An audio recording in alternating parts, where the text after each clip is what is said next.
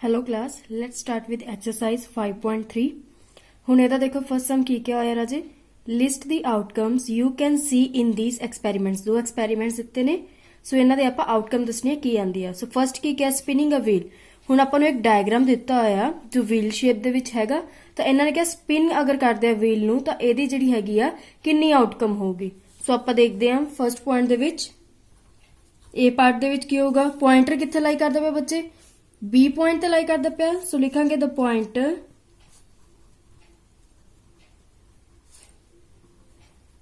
may come on any of the 5 parts of the wheel ਹੁਣ ਦੇਖੋ ਕਿੰਨੇ parts ਦਿੱਤੇ ਹੋਏ ਨੇ ਵੀਲ ਦੇ 1 2 3 4 ਐਂਡ 5 ਹੁਣ ਅਗਰ ਆਪਾਂ ਵੀਲ ਨੂੰ ਸਪਿਨ ਕਰਦੇ ਆ ਤਾਂ ਉਹ ਪੁਆਇੰਟਰ ਜਿਹੜਾ ਹੈਗਾ ਕਿਸੇ ਵੀ ਪੁਆਇੰਟ ਤੇ ਆ ਕੇ ਲਾਈ ਕਰ ਸਕਦਾ ਆ ਠੀਕ ਹੈ ਸੋ ਇਹਦੀਆਂ ਪੋਸੀਬਲ ਆਊਟਕਮਸ ਆਪਣੀਆਂ ਕੀ ਹੋਣਗੀਆਂ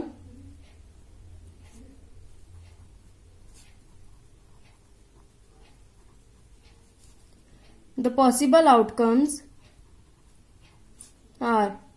ਕੀ possible outcome ਹੋ ਸਕਦੀ ਆ A B C D A ठीक है अपनी पॉसिबल आउटकम्स भी 5 ही होंगे क्योंकि 5 पार्ट्स दिते हुए ने सो पॉइंटर जिथे भी लाई करू हुण इत्थे आपां नूं एक एग्जांपल दे के इन्हां नूं दस्सिया कि B ते लाई करदा बट अगर आउटकम आपां दसनी होवे तां की कहांगे कि अगर आपां स्पिन करदे हां व्हील नूं तां इहदे विच पॉइंटर किते भी लाई कर सकदा सो अपने पॉसिबल आउटकम्स की हो सकदियां ने A B C D and A then B part देखो बी पार्ट च की क्या होया इन्हां ने टॉसिंग 2 कॉइन्स टुगेदर 2 कॉइन्स ਨੂੰ ਅਗਰ ਆਪਾਂ ਟੌਸ ਕਰਦੇ ਆ ਹੁਣ ਦੇਖਦੇ ਆਪਾਂ ਹੁਣ ਇਹਦੇ ਚ ਦੇਖੋ ਬੀ ਪੁਆਇੰਟ ਚ ਕੀ ਕਿਹਾ ਸੀਗਾ ਟੌਸ ਕਰਨੇ ਆ ਕॉइन्स 2 कॉइन्स ਟੁਗੇਦਰ ਹੁਣ ਦੇਖੋ ਅਗਰ ਆਹ ਕॉइन ਆ ਤਾਂ ਇਹਦੇ ਵਿੱਚ ਇਹ ਕੀ ਪਾਰਟ ਹੈ ਟੇਲ ਦੈਨ ਇਹ ਕੀ ਹੈ ਹੈਡ ਅਗਰ ਆਪਾਂ ਇੱਕ ਕॉइन ਨੂੰ ਟੌਸ ਕਰਦੇ ਆ ਤਾਂ ਜਾਂ ਤਾਂ ਆਪਣੇ ਕੋਲ ਹੈਡ ਆਊਗਾ ਜਾਂ ਟੇਲ ਬਟ ਅਗਰ ਆਪਾਂ ਦੋ कॉइन्स ਨੂੰ ਟੌਸ ਕਰਦੇ ਆ ਤਾਂ ਕੀ ਹੋਊਗਾ या तो दोने टेल टेल आ सकदियां ने या एक टेल ही रहूगा एक हेड आ जाऊगा या फिर दोने हेड आ जाएंगे ठीक है या फिर सैकेंड कॉइन ते टेल ते फर्स्ट कॉइन ते हेड इस तरीके नाल आ सकदे ने सो इन्हां दी पॉसिबल आउटकम्स की होणगियां राजे बी पार्ट दे विच आप लिखांगे द पॉसिबल आउटकम्स आर की सीगा हेड हेड ਹੈਡ ਟੇਲ ਹੋ ਸਕਦਾ ਟੇਲ ਹੈਡ ਜਾਂ ਟੇਲ ਐਂਡ ਟੇਲ ਇਹ ਆਪਣੀਆਂ ਕੀ ਨੇ ਪੋਸੀਬਲ ਆਊਟਕਮਸ 2 ਕॉइन्स ਨੂੰ ਟੌਸ ਕਰਨ ਦੀਆਂ ਦੈਨ ਅਗਲੇ ਸਮ ਚ ਕੀ ਕਿਹਾ ਹੋਇਆ find the probability of the pointer stopping on D in question 1A ਹੁਣ ਪੁਆਇੰਟਰ ਦੀ ਇਹਨਾਂ ਨੇ ਕੀ ਕਿਹਾ ਪ੍ਰੋਬੇਬਿਲਿਟੀ ਫਾਈਂਡ ਕਰਨੀ ਆ ਕੁਐਸਚਨ 1 ਜਿਹੜਾ ਆਪਾਂ ਹੁਣੀ ਕਰਕੇ ਹਟਿਆ ਉਹਦੇ ਦੇ ਅਕੋਰਡਿੰਗ ਕਰਨਾ ਹੁਣ ਆਪਾਂ ਦੇਖਦੇ ਆ ਇਹਨਾਂ ਨੇ ਕੀ ਕਿਹਾ ਫਸਟ ਸਮ ਦੇ ਵਿੱਚ ਜੋ ਆਪਾਂ ਨੂੰ ਵੀਲ ਦਿੱਤਾ ਹੋਇਆ ਸੀ ਇਹ ਕਹਿੰਦੇ ਅਗਰ ਜਿਹੜਾ ਹੈਗਾ ਪੁਆਇੰਟਰ ਸਟਾਪ ਹੁੰਦਾ ਡੀ ਪੁਆਇੰਟ ਤੇ ਤਾਂ ਉਹਦੀ ਪ੍ਰੋਬੇਬਿਲਿਟੀ ਕਿਵੇਂ ਹੋਊਗੀ ਉਹ ਆਪਾਂ ਦੱਸਣਾ ਹੁਣ ਪ੍ਰੋਬੇਬਿਲਿਟੀ ਦੀ ਗੱਲ ਕਰੀਏ ਤਾਂ ਰਾਜੇ ਆਪਾਂ ਨੂੰ ਪਤਾ ਪ੍ਰੋਬੇਬਿਲਿਟੀ ਦਾ ਕੀ ਫਾਰਮੂਲਾ ਹੁੰਦਾ number of favourable outcome divide by total number of outcomes so total number of outcomes ਆਪਣੇ ਕਿੰਨੇ ਹੋਣਗੇ ਕਿੰਨੇ ਪਾਰਟਸ ਨੇ 1 2 3 4 ਐਂਡ 5 ਸੋ ਟੋਟਲ ਹੋ ਗਿਆ ਆਪਣੇ 5 ਜਿਹਦੀ ਫਾਈਂਡ ਕਰਨ ਲਈ ਕਿਹਾ ਉਹ ਆਪਾਂ ਉੱਪਰ ਲਿਖਾਂਗੇ ਫੇਵਰੇਬਲ ਆਊਟਕਮ सो ए पार्ट आप सॉल्व करते हैं total number of possible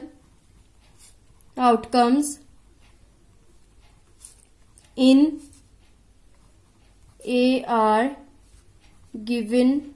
by की सीगी अपनी आउटकम्स आप पहला भी लिख चुके हैं A B C D and A यही सीगी अपनी पॉसिबल आउटकम्स ਹੁਣ ਇਹਦੇ ਵਿੱਚ ਇਹਨਾਂ ਨੇ ਕੀ ਪੁੱਛਿਆ ਨੇ ਡੀ ਪੁਆਇੰਟ ਦਾ ਪੁੱਛਿਆ ਹੋਇਆ ਟੋਟਲ ਕਿੰਨੀ ਹੋ ਗਿਆ 5 ਚਾਂਸਸ ਹੋ ਗਏ ਸੋ ਪ੍ਰੋਬੇਬਿਲਿਟੀ ਫਾਈਂਡ ਕਰਨ ਦਾ ਫਾਰਮੂਲਾ ਕੀ ਹੁੰਦਾ probability of getting D is equals to number of favourable chances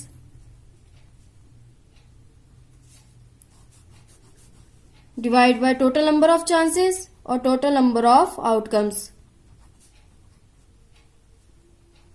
सो अपने कोल फेवरेबल आउटकम किन्ने ने डी दे 1 ही आ एक बारी सीगा अपने को A B C D A ਇਹਦੇ ਵਿੱਚ ਇੱਕ ਵਾਰੀ ਆ ਸੋ ਆਪਾਂ ਫੇਵਰੇਬਲ ਆਪਣਾ ਕੀ ਹੋ ਗਿਆ 1 टोटल किन्ने ने ये चांसेस 5 सो अपनी प्रोबेबिलिटी कितनी आ गई डी आने दी 1/5 देन अगले देखो अगले पार्ट च की क्या इन्होंने बी पॉइंट च probability of getting an S from a well shuffled deck of 52 playing cards हुण प्लेइंग कार्ड्स ਇਹਦੇ ਵਿੱਚ ਗੱਲ ਕੀਤੀ ਹੋਈ ਹੈ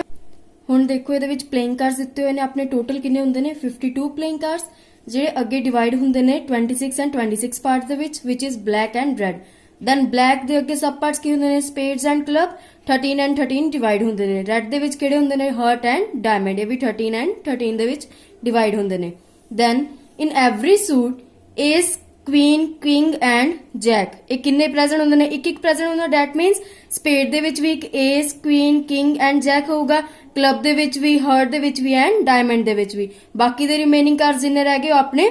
2 3 4 5 6 7 8 9 10 ਇਹਨੇ ਨੰਬਰਸ ਦੇ ਹੁੰਦੇ ਨੇ ਦੈਨ ਕਿੰਗ ਕੁਈਨ ਜੈਕ ਕਿਹੜੇ ਹੁੰਦੇ ਨੇ ਆਪਣੇ ਫੇਸ ਕਾਰਡਸ ਦੈਟ ਮੀਨਸ ਹੁਣ ਇਹਦੇ ਵਿੱਚ ਜਿਹੜੇ king Queen Jack and heart and diamond ਦੇ ਵਿੱਚ ਵੀ ਪ੍ਰੈਜ਼ੈਂਟ ਹੋਣਗੇ ਉਹ ਆਪਣੇ ਕੀ ਹੁੰਦੇ ਨੇ ਫੇਸ ਕਾਰਡਸ ਸੋ ਕਿੰਨੇ ਹੋ ਗਏ 1 2 3 4 4 into 3 that is king queen and jack face cards ਆਪਣੇ ਟੋਟਲ ਕਿੰਨੇ ਹੋ ਗਏ 12 ਬੀ ਪਾਰਟ ਆਪਾਂ ਹੁਣ ਸੋਲਵ ਕਰਦੇ ਕੀ ਲਿਖਾਂਗੇ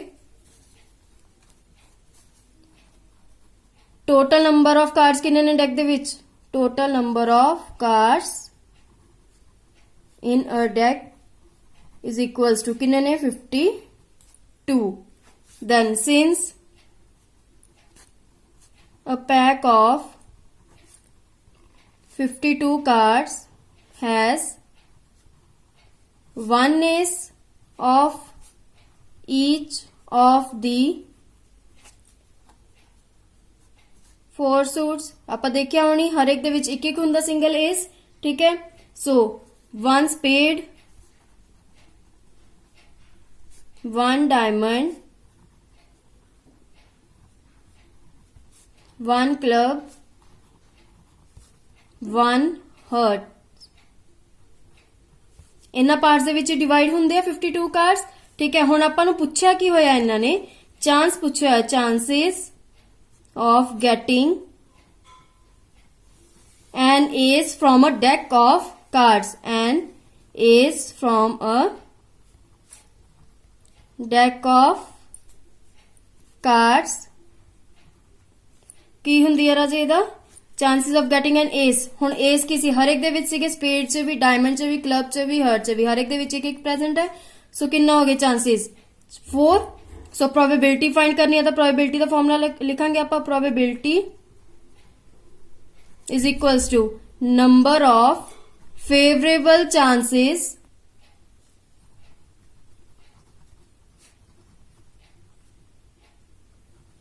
divide by total number of chances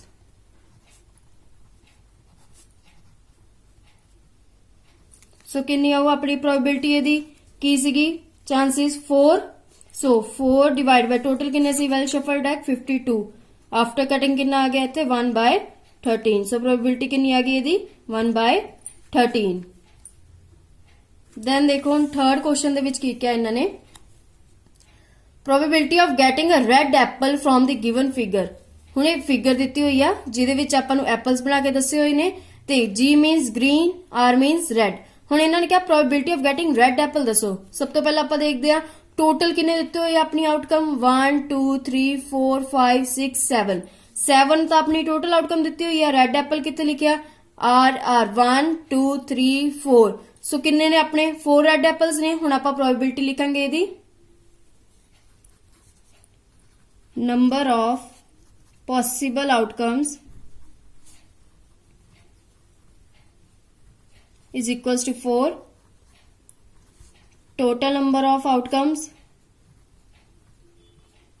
is equals to 7 so probability the same formula ਆਪਾਂ ਲਗਾਵਾਂਗੇ ਤਾਂ ਕੀ ਆਊਗਾ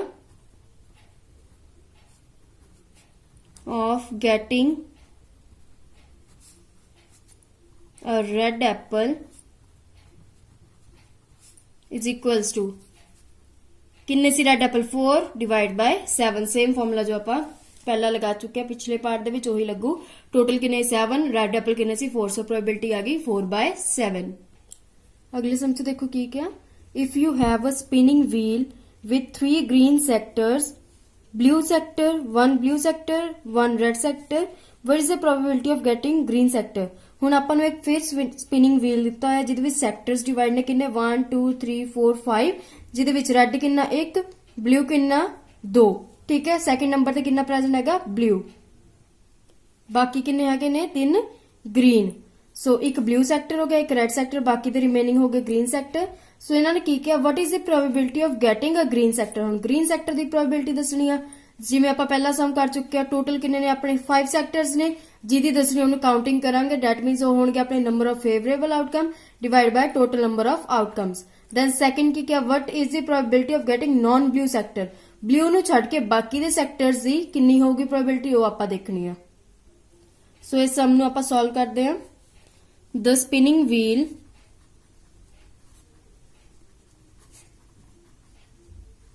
has 3 green sector किन्ने सीगे 3 green सीगे 1 red